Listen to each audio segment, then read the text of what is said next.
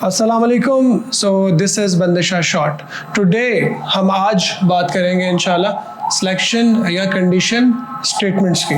Do not get confuse it with the loops. ठीक है, हमारे पास जो सिलेक्शन स्टेटमेंट्स है वो दो तरह की हैं।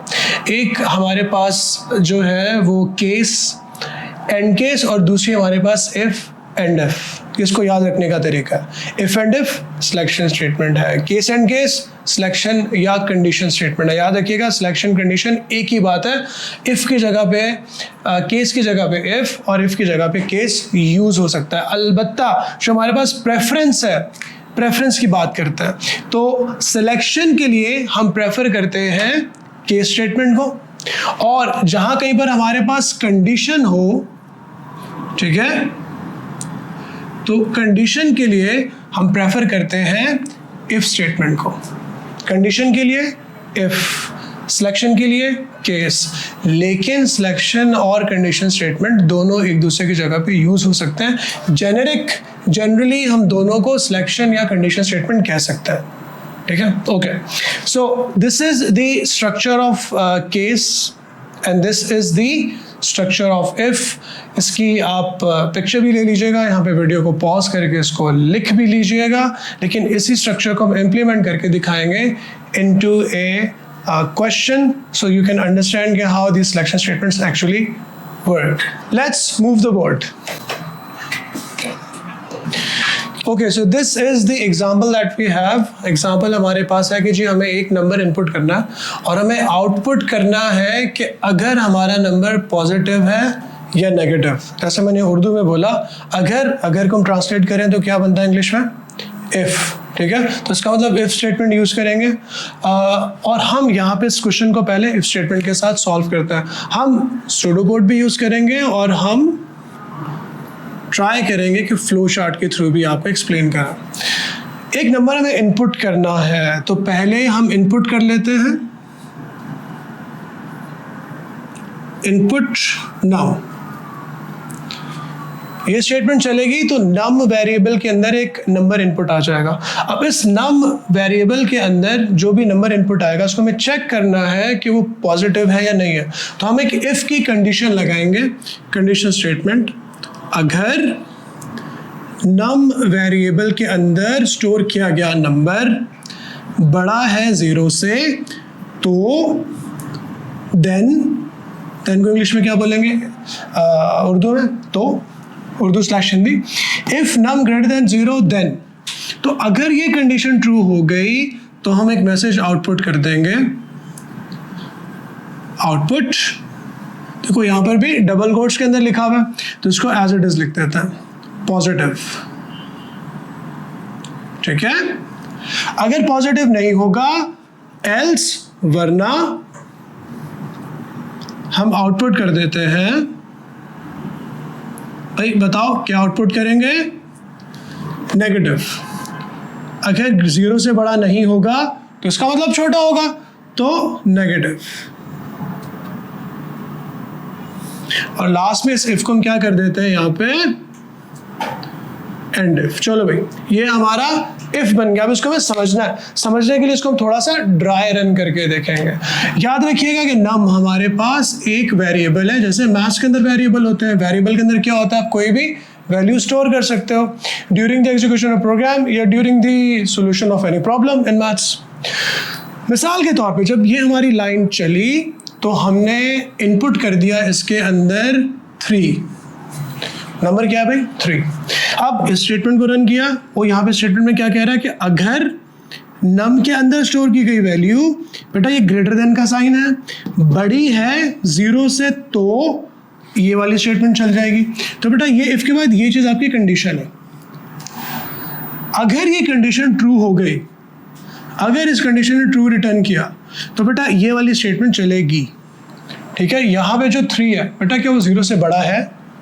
क्या नम के अंदर स्टोर की गई वैल्यू 3 0 से बड़ी है? हाँ भाई बड़ी है। तो बड़ी है तो इस वजह से बेटा क्या होगा? आउटपुट स्क्रीन के ऊपर बड़ा सा पॉजिटिव लिखा हुआ आ जाएगा। अच्छा, अब क्योंकि इफ वाला पार्ट चल गया तो एल्स वाला पार्ट नहीं चलेगा, और आप सीधे यहाँ पर आके प्रोग्राम को ख़त्म कर दोगे। ये छोटी छोटी बातें जानना बहुत ज़रूरी है। एक और एग्जाम्पल भी कर लेते हैं नेगेटिव नंबर के लिए, सही है। चलें जी, दोबारा रन करता है। पूरे प्रोग्राम को हमने बेटा दोबारा रन किया, एक बार फिर रन किया, तो दोबारा ये इनपुट नम किया इसने और हमने इसको नंबर दे दिया मिसाल के तौर पे -1। क्या दिया? -1। इनपुट होने के बाद यहाँ पर आ गया। चेक करेगा, अगर नंबर ग्रेटर देन 0 है तो क्या करेगा? Output positive. तो क्या -1 बड़ा है 0 से? Yes, no. नो का मतलब फॉल्स। तो बेटा इस कंडीशन ने क्योंकि रिटर्न किया फॉल्स, ट्रू रिटर्न करती तो ये इफ के बाद वाली जो डिपेंडेंट इंस्ट्रक्शन है ये रन होती। क्योंकि बेटा इस कंडीशन ने, इस वाली कंडीशन ने फॉल्स रिटर्न किया, हम स्किप करके इधर आ गए। इधर कोई कंडीशन नहीं लगी हुई, तो एल्स के अंदर बेटा जो भी ऑप्शन होगा वो आपका प्रिंट हो जाएगा, तो आउटपुट स्क्रीन के ऊपर लिखा हुआ आएगा नेगेटिव। ठीक है, प्रोग्राम खत्म हो जाएगा। एक मजे की बात, अब ये चीज़ मैं आपके ऊपर छोड़ रहा हूँ, या मुझे कमेंट्स के अंदर बताइएगा नीचे। ठीक है, maybe I have a small price for them as well. चले जी बेटा, अगर नंबर 0 इनपुट किया जाएगा तो मुझे बताइएगा कि क्या ये वाली कंडीशन, ये वाला पार्ट चलेगा स्टेटमेंट, या ये वाली स्टेटमेंट चलेगी? अब आपको मुझे कमेंट्स के अंदर बताना। चले जी, let's move towards how case works. If के अंदर हमने कंडीशन को अप्लाई करके देखा। अब सिलेक्शन के लिए बेटा हम समझने की कोशिश करते हैं केस के स्ट्रक्चर को। ठीक है, तो केस के अंदर हमारे पास एक एग्जांपल है कि अगर एक नंबर इनपुट किया जाए, एक नंबर क्या हो सकता है? एग्जांपल है हमारे पास 1 2 3 4 5 इस तरह से कुछ। तो उस नंबर का जो कॉरस्पॉन्डिंग डे होगा, मिसाल के तौर पर क्वेश्चन के अंदर हमारे पास एग्जाम्पल गिवन है कि अगर 1 होगा तो वो मंडे आउटपुट कर दे, अगर 2 इनपुट किया जाए तो ट्यूसडे आउटपुट कर दे, 3 करे तो वो जो है वेंसडे कर दे, एंड सो ऑन। चले जी, इसके लिए हम क्या करते हैं? सूडो कोड बनाते हैं। किसका? केस का। ठीक है, केस को समझने के लिए। Alright, let's go. तो बेटा सबसे पहले हमें क्या करना है? इनपुट नंबर करना है। तो हम यहाँ पे लिखते हैं इनपुट नम, और अब इस नंबर के ऊपर बेटा, इस नंबर के अंदर 1 2 3 4 5 6 7 कोई भी वैल्यू इनपुट हो सकती है, तो हम इसके ऊपर लगाते हैं केस। सो केस ऑफ, इस नंबर का केस क्या है भाई? इस वेरिएबल को बेटा मैंने यहाँ पे लिख दिया। याद रखिएगा कि ये वेरिएबल यहाँ पे। ठीक है, तो अब इस नंबर के अंदर अगर 1 आएगा तो हमें क्या आउटपुट करना है?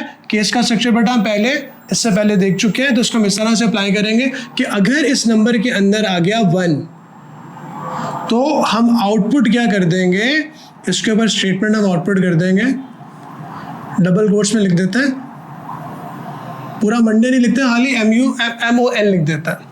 बेटा अगर इस पे नंबर के अंदर 2 इनपुट किया, आप समझ गए होंगे, आउटपुट बेटा क्या करेंगे? हम कर देंगे ट्यूसडे। इसी तरह से अब आप समझ गए होंगे, बाकी बेटा मुझे खुद कंप्लीट करके दिखाइएगा। ठीक है, आप समझ गए होंगे कि 3 के ऊपर आउटपुट क्या कर देंगे? WED। 4 पे क्या करेंगे हम? THU यानी कि थर्सडे। 5 के ऊपर क्या करेंगे? FRI यानी कि फ्राइडे। और 6 के ऊपर क्या करेंगे? और 7 पे क्या करेंगे? संडे करेंगे ना। तो 1 2 3 4 5 6 7 इसके ऊपर बेटा आप खुद कीजिएगा। एक चीज बेटा और ऐड करता है वो, व्हाट इफ, देखो बच्चे ने या यूजर ने 1 2 3 4 5 6 7 के अलावा गलती भी तो कर सकता है। अगर कोई और नंबर इनपुट कर दिया तो हम क्या करेंगे? यहाँ पे केस के अंदर एक और स्टेटमेंट लगाएंगे, यहाँ पे लिख देंगे अदरवाइज। ठीक है, अदरवाइज, और यहाँ पे लिख देंगे आउटपुट। क्या लिखेंगे? Output error.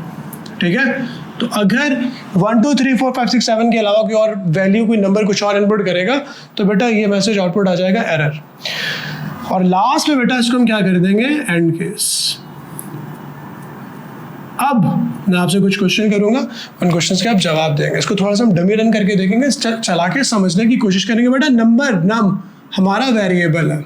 चलिए जी, हम प्रोग्राम को ट्रेस करके देख रहे हैं। प्रोग्राम हमने चलाना शुरू किया, सबसे पहले लाइन चली, उसने नंबर इनपुट मांगा, आपने नंबर इनपुट क्या कर दिया? आपने कर दिया मिसाल के तौर पे 2।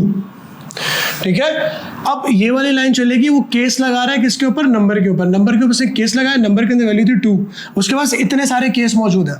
ठीक है, तो बेटा आप मुझे खुद ही बताओ, अगर नम के अंदर 2 है तो कौन सा वाला एक केस चलेगा। अब यहाँ पे 1 2 3 4 5 6 7 8 केसेस है, तो इनमें से बेटा कोई एक केस चलेगा। देखो ये तुम्हारा केस, ये एंड केस, उसके अंदर 8 केसेस, तो 2 के ऊपर कौन सा वाला केस चलेगा, सिर्फ ये वाला केस चलेगा, और स्क्रीन के ऊपर आउटपुट हो जाएगा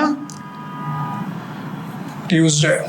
ठीक है, दोबारा प्रोग्राम को चलाओ, कोई और नंबर इनपुट करो, तो जो नंबर होगा वो वाला केस आउटपुट करके वो वाली वैल्यू आउटपुट हो जाएगी। अगर यहाँ पे आप 11 इनपुट कर दोगे, यहाँ पे तुम ABC इनपुट कर दोगे, कुछ भी 1 2 3 4 5 6 7 के अलावा इनपुट करोगे, तो बेटा वो आउटपुट क्या करेगा, एरर, अदरवाइज वाला पार्ट चल जाएगा। अगेन इन सारे ऑप्शंस में से जब एक दफा प्रोग्राम चलेगा, एक केस एंड केस में से कोई एक केस रन होगा एट वन टाइम। तो बेटा ये आपके पास केस का स्ट्रक्चर था। तो बेटा हमने इफ को भी समझ लिया, केस को भी समझ लिया। याद रखिएगा कि इसके अंदर कॉम्प्लेक्सिटी होती है। इफ के अंदर हमने इफ एल्स किया, इफ एल्स एल्स वाला स्ट्रक्चर नहीं किया, और इसी तरह से इफ के अंदर नेस्टेड इफ भी होता है। ठीक है, तो there are more depth to these topics, तो इंशाल्लाह हम बाद में कवर करेंगे। अभी हम बेसिक्स को देख रहे हैं। Thank you so much for watching Bandisha shorts, see you again.